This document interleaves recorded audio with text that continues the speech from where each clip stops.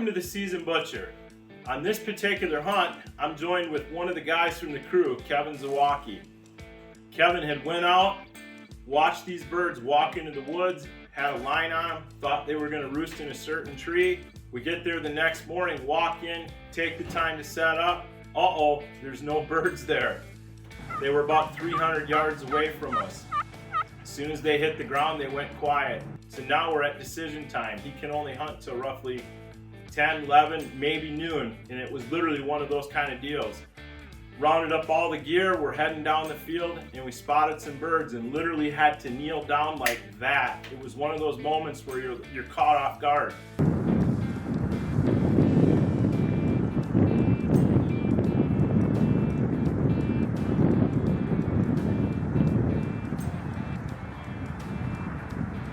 Here was the cool part of this experience, which is why we're going to share it. 8 jakes came out, did their thing in front of us, thunder gobbled as I called it.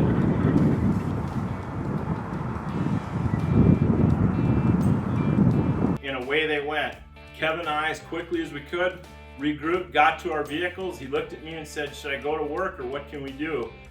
And I said, "We're going to head to one spot. We're going to go run and gun. I got a line on some birds, but we need to get there. We got about a 10-minute drive. If they don't respond, we're out of there and you can get to work on time." So away we went, loaded up our gear, started walking in, and this is where this hunt begins, because as we're walking in, all of a sudden, a tom gobbles. Kevin turns around, all wide-eyed. He's like, "That's pretty close," and the hunt was on. Yeah, we gotta get up there.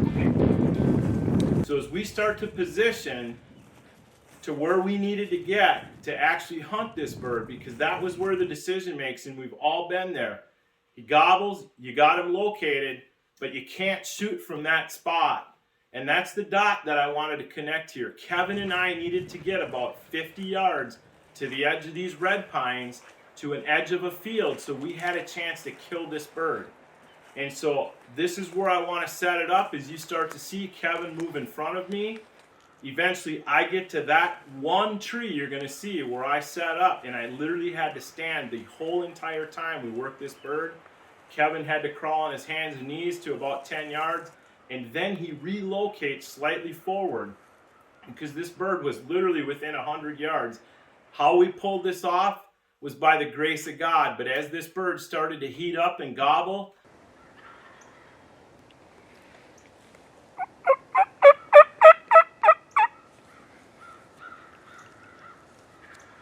let us know he was there.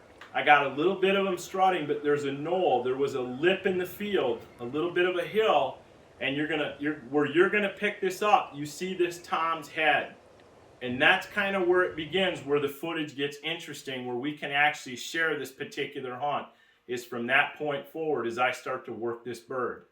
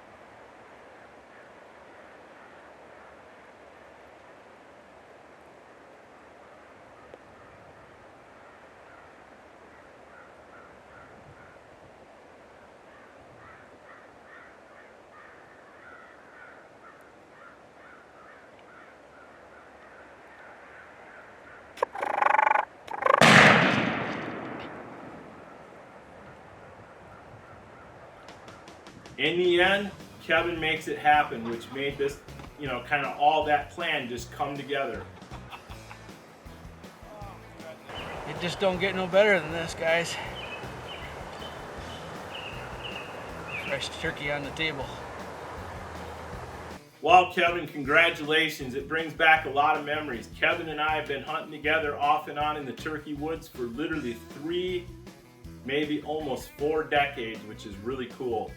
And so everybody, if you head to our DIY Field to Table section on our YouTube channel, right here where you're at right now, you can see a variety of videos where we dive into certain recipes and take you from start to finish, where we actually help you create some of the most amazing sausages you'll ever taste.